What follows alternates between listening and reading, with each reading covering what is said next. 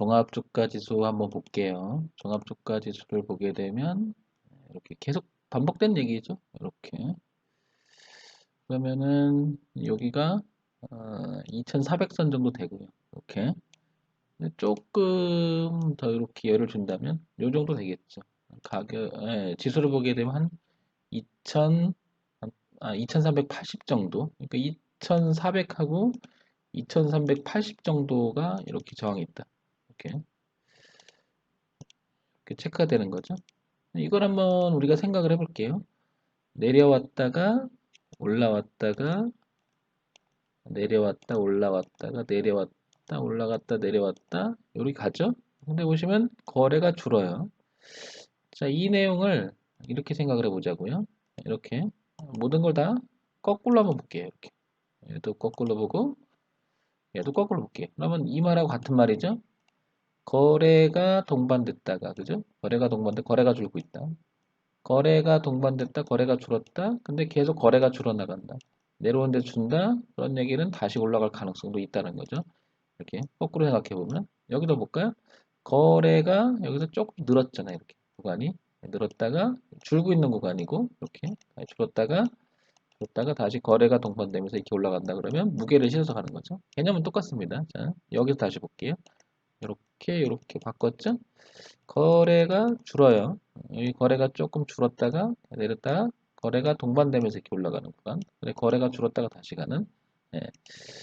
개념적으로 이런 거를 잘 정리해 둬야 돼요. 이렇게. 예. 그러면 여러분들이 시장을 보는 시각이 달라지는 거죠. 보세요. 다시 볼게요. 음, 이렇게 지지하 저항도 있고요. 그죠? 그 다음에 이렇게 지지하 저항도 있어요. 그죠? 이렇게. 그럼 이 부분이 약간 사각지대처럼 보이죠. 이렇게 그죠? 이렇게. 약간 우리가 차트를 만들고 그랬을 때 획수처럼 느껴지는 이유들이 다 저런 것들 때문에 그렇거든요. 이제 이게 복합적으로 보게 되면 획수의 현상이 일어날 수밖에 없어요. 그러니까 제가 이걸 정리를 할 때 그래서 어떻게 정리합니까? 항상 전체적인 흐름이 고점이 낮아지는지에 대한 이런 정리를 하잖아요. 근데 이 낮아지는 흐름이 천차만별일 수밖에 없죠. 어떻게? 이렇게 생각을 해볼게요. 낮아지는 흐름이 어떤 것은 이렇게 완만할 수가 있고요. 어떤 것은 이렇게 될 수가 있고, 어떤 건 이렇게 될 수 있겠죠. 그러니까 이게 천차만별이란 말이에요. 그래서 개념 정리를 보면 고점이 낮아지기만 하면이라는 이제 단어가 떠오르는 거고, 저점이 높아지기만 하는 이런 단어가 떠오르는 거죠. 그래서 이제는 이렇게 흘러가던 흐름이 고점이 낮아지다가 부분을 보면 이제 저점을 높여가고 있는 거죠. 그래서 여기서 충돌하는 거죠. 그래서 도를래 아니면 다음 단계 올라갈래 했을 때 지금 보시면 계속 저항이 있는 거죠. 그죠? 그래서 언젠가 말씀드렸지만 고점이 낮아진다는 것은 얘가 올라가기 위해서는 계속해서 저항이 생기는 거죠. 그죠? 반면에 저점이 높아진다는 것은 올라가는 과정 속에서 지지가 계속 형성된다는 뜻이죠. 그죠? 예. 그러니까 지금 현재는 일봉을 봤을 때는 우리나라 장은 지금 현재 계속해서 곳곳에 저항이 있는 거죠. 그래서 1차 저항이 이렇게 내려오는 트렌드 저항이 형성돼 있어서 지금 이 저항이 부딪히고 있고요. 그 다음에 지지와 저항이 있고요. 그죠? 그 다음에 여기 또 지지와 저항이 또 있어요. 이렇게. 그 다음에 극복해서 올라온다면 여기가 또 저항이 있습니다. 그죠? 그러나 1차적으로 보게 되면은 부분을 보게 되면 이렇게 지금 이제 반대로 지지도 있는 거죠. 그래서 제가 꺾은 자리다 그러면 2300을 어제 얘기 드렸죠. 그러니까 2300과 2400 사이. 그다음 2300과 이 정도 되는 거죠. 어떻게 이제 올라오냐에 따라 다르니까. 지금 현재 상황으로 보면 2470이 되겠죠. 그래서 여기, 여기, 그 다음에 올라오면 여기가 이렇게 되는 거죠. 그죠? 다만 지지가 이제 하나 만들어진 거죠. 그래서 제가 얘기는 매수를 하기 위해서는 최소한의 지지가 하나는 형성돼 있어야 된다는 거죠. 그게 개념이죠. 그죠?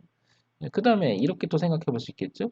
이렇게 내려온다면 만약에 주가가 이런 상태로 갔다 이렇게 떨어진다면 여기도 하나가 지지가 있는 거죠. 이제 그죠? 이렇게 반면에 이렇게 되면은 여기도 또 지지가 하나 또 있는 거죠. 이렇게 이근방이 되는 거죠. 또 반면에 순차적으로 보면 이렇게 될 수도 있는 거죠. 그러면 여기 분방이 다 지지가 모여 있다는 걸 알 수가 있습니다. 그죠? 최소한의 우리가 기준은 잡아야 되는 거죠. 기준은. 그래서 끊임없이 공부해야 될 것이 뭐냐면 기준 잡기입니다. 기준 잡기.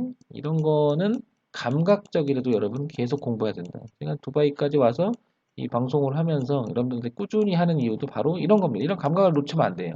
네, 그래서 전체적으로 보면 지금 2300이 굉장히 중요한 자리에 됐고 2400을 일단 뚫어놔야 다시 이렇게 지지가 생기잖아요. 그죠? 그다음 이렇게 또 다시 올라갈 수 있는 여지가 생기고 그럼 여기는 또 뭐가 돼요? 낀 자리가 되는 거죠. 지금도 낀 자리가 된 거고요.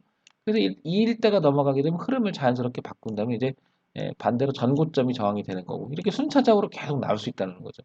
이게 맞느냐 틀리냐가 아니고요. 기준을 잡아놔야지 기본적으로 상승 방향의 기준이 있어야 그 기준을 이탈했을 때가 대응을 하겠죠. 그죠?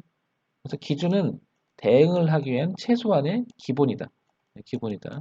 이 감각을 여러분들이 놓치면 안 된다는 거죠. 또 생각해보고 또 생각해보고 잘 정리해서 여러분 거를 만들어 보세요.